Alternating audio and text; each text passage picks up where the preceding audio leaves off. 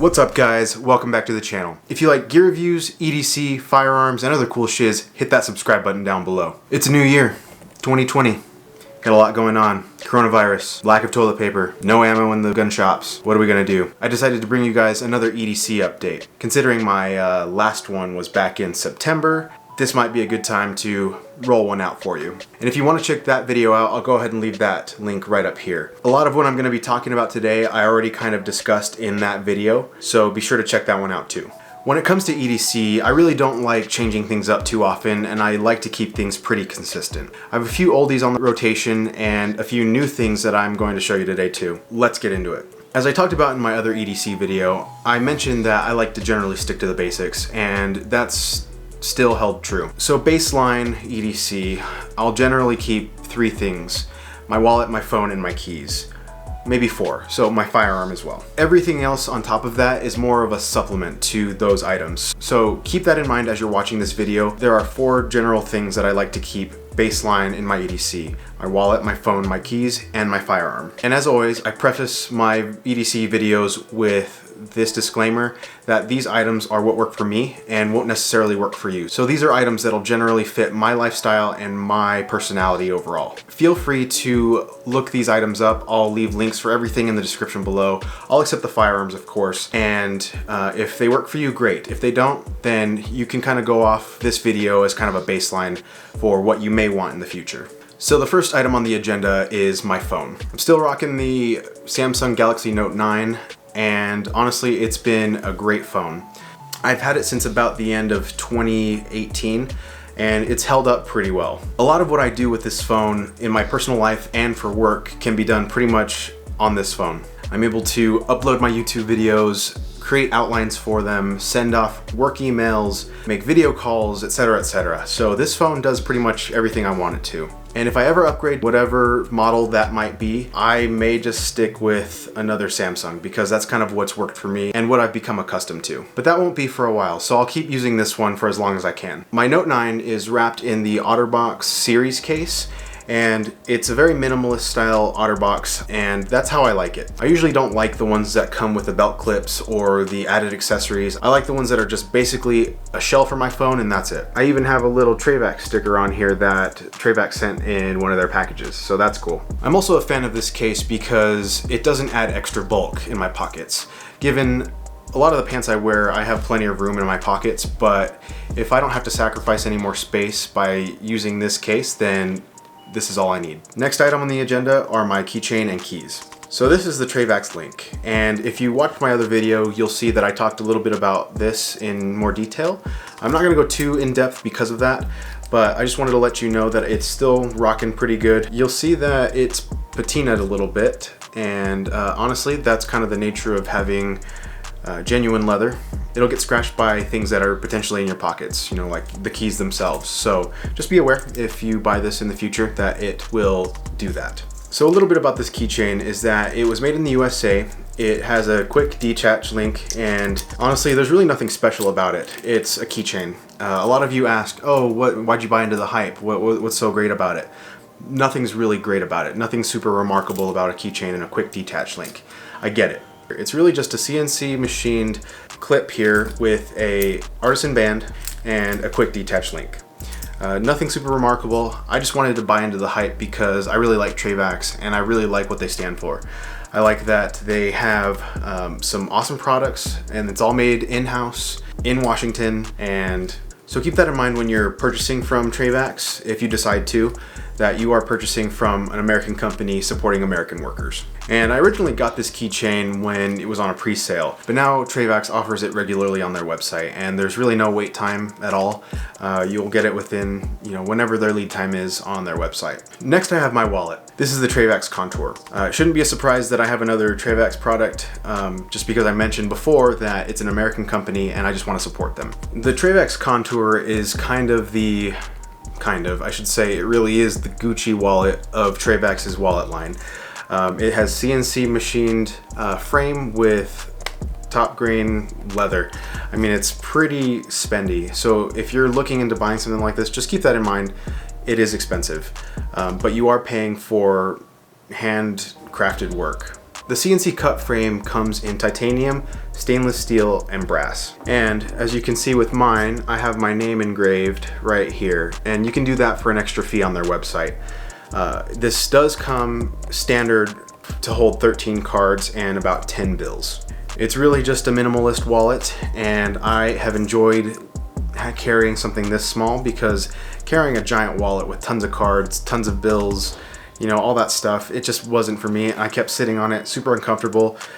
This is the wallet for me. I can't speak highly enough about this wallet. Check out their website if you're interested in any of their wallets. This one may not be the best for you, but others might be. Since this is a Gucci wallet, not really a whole lot of people are gonna see it unless you show it to them. So to be honest, this is really just a flex to yourself. Next on my EDC list is my Kershaw Link.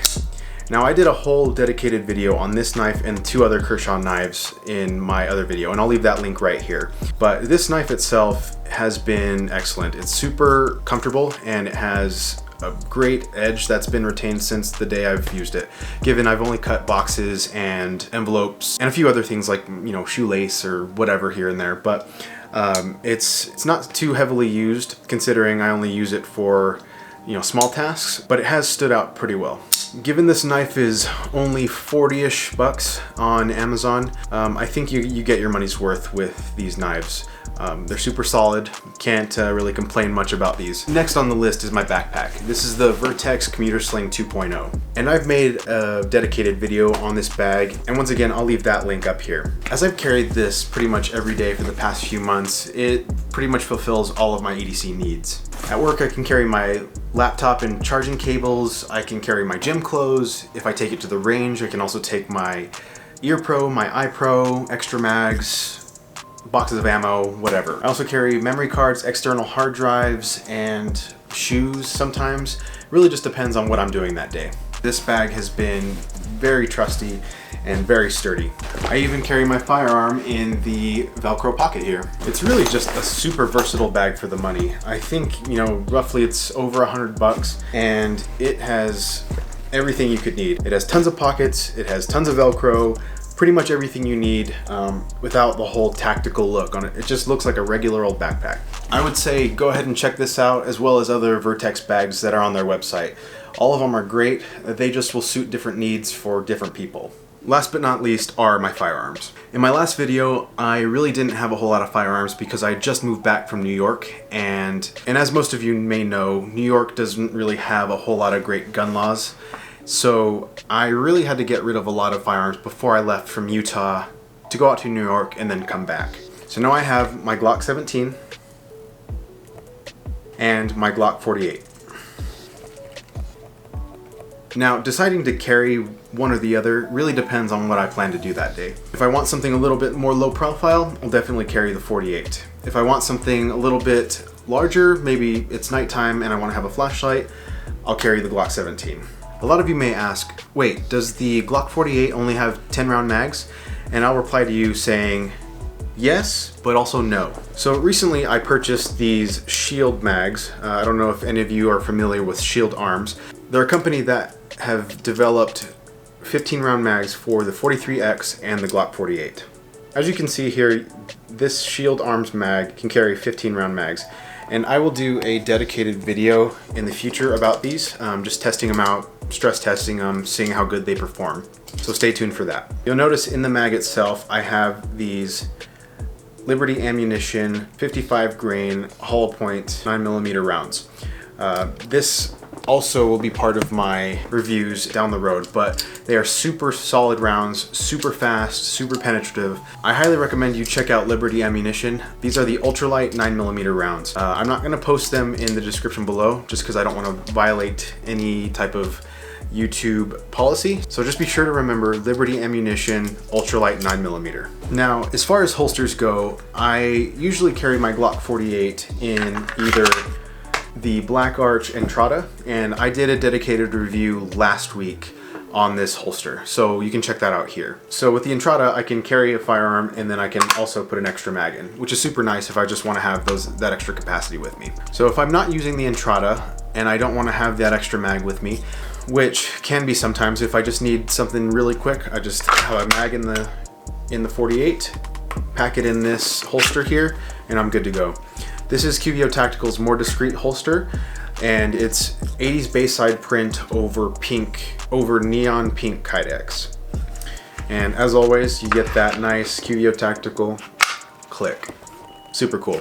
Super simple, nothing special about it. Now, as for my Glock 17, I usually don't carry this appendix because it is just getting too dang big with the light, with the optic, just the overall size of this full-size pistol. It's just super uncomfortable. I can't really carry it on my 12 o'clock or anywhere inside the waistband.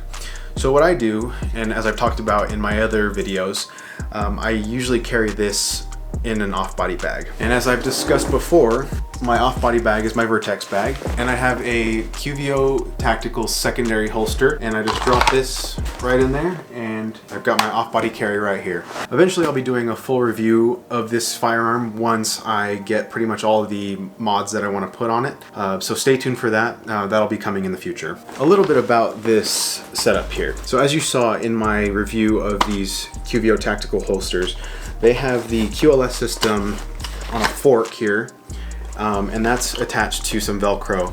So that slides just like it did on my belt, and it will go right in the back of this panel here of the backpack. So that's how I get that to attach. And if you have any questions about it, feel free to let me know in the comments below. And I'll show you how to get a hold of a lot of that stuff. I consider my Glock 17 more of my range gun. So I'll usually carry this pistol off body, and it's great for self-defense. It's great for a lot of that stuff.